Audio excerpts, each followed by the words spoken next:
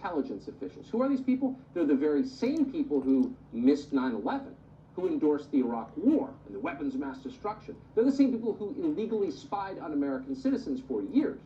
Those people signed a letter claiming that the New York Post story could very well be part of a secret Russian operation designed to help Vladimir Putin's fellow Slavic dictator Donald J. Trump cling to power. Quote, "Our experience makes us deeply suspicious that the Russian government played a significant role in this case." Now, these are so-called intelligence operatives, but they offered no evidence to support that reckless claim, that very serious claim. Why didn't they offer any evidence? Because there is no evidence. None exists. Instead, they simply asserted it, which means they simply lied. They lied to the American public in order to influence the outcome of a supposedly free and fair election. Isn't that what they claim Russia does? They're doing it with much greater effect, and they've been doing it for years. But this time, in the final days before we vote, they're not even bothering to hide what they're doing or their methods. Senior figures in our vast national security state are working in concert with the Democratic Party to get Joe Biden elected.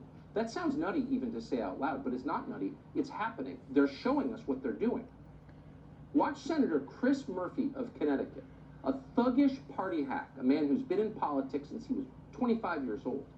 Our generation's Joe McCarthy vomit forth this masterpiece of dishonesty. I can confirm that their campaign of misinformation and propaganda and interference is bigger, it's broader, and it's more problematic than it was in 2016, in particular because the Russians this time around have decided to cultivate U.S. citizens as assets. They are attempting to try to spread their propaganda in the mainstream media rather than just relying on, bots and Facebook posts as they largely were 4 years ago. And they've been successful. Rudy Giuliani is effectively a Russian asset at this point. I think, made some significant ground above and beyond what they were doing 4 years ago. A child posing as a senator. Senator Murphy's welcome on this show anytime, for the hour, any day. But he's a coward in addition to being a liar who'll never come. But here's what he's telling us. He's telling us the former mayor of New York City, ladies and gentlemen, is a Russian asset. Now keep in mind, for 50 years, Rudy Giuliani has worked for the American government at all levels, from local to federal. But now, Senator Murphy, a sitting senator, tells us that Giuliani is a traitor, a treasonous Russian spy. It's too bad you can't sue sitting senators for libel. Chris Murphy certainly deserves that at minimum. So does John Brennan, the former CIA director, now on MSNBC. So does the former director of national intelligence, Jim Clapper. Clapper is a man who lied under oath to Congress on camera, but was never prosecuted for it because he's not Roger Stone. Both of those two, Brennan and Clapper, signed a letter claiming the Russians are behind Hunter Biden's emails. Now, what does this mean? We've said it before, and we're not prone to alarmism on this show, but we'll say it again, and we mean it more than ever. This is an ominous moment when every power center in the nation, that includes big tech, big media, the finance establishments, the federal spy agencies, when every power center aligns behind a common political goal, you have a very dangerous axis. That is far too much power concentrated in one place.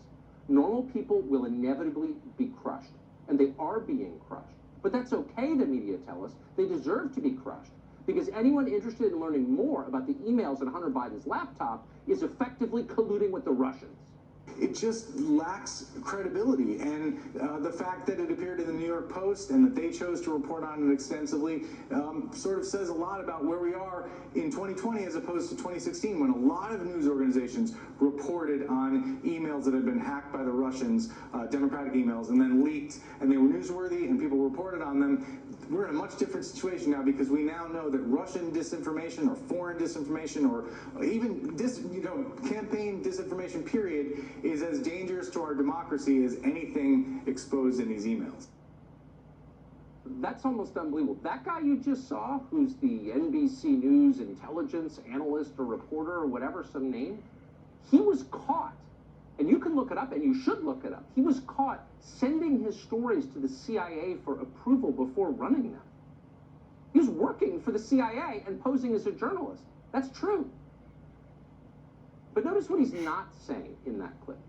He's not saying, none of them are saying that the emails are fake. They don't want to get over their skis. They're not going to claim that because they know it's not true. The emails are not fake. Just like the DNC emails that leaked 4 years ago, the emails are real, and everyone knows they're real. And the laptop is real. Hunter Biden signed for it. His lawyer asked for it back.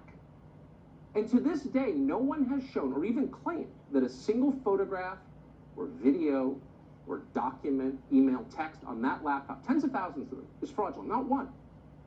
So they're not even trying to convince you, really, that Russia did this. They're trying to bully you into shutting up, and they're using lies. Russia did it! Russia! Russia, Russia, Russia! Our sworn and former enemy, the Russians, an empire more evil and more threatening to America, even than the twin perils of Poland and Hungary. Poland and Hungary? Yep. Those are nations that Joe Biden described just the other day as, quote, totalitarian regimes. Bet you didn't know that Poland and Hungary, tiny, peaceful nations in Central Europe, were threats to American national security. Did you know that? Well, they are, unlike, say, China, which pays far higher consulting fees to everyone in D.C. What did Poland and Hungary pay? Nothing. In any case, Russia. Look, the point is Russia. Russia is bad. Russia, in direct collusion with, by the way, this news channel, ladies and gentlemen, planted that laptop in order to create, in the words of CNN, quote, the appearance of scandal. That's right, the appearance. Watch. You call this a classic example of the right-wing media machine.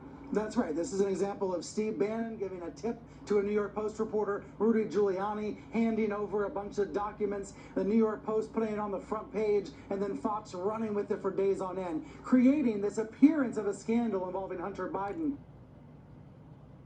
But why don't you assess the emails? What do they say? They don't tell you.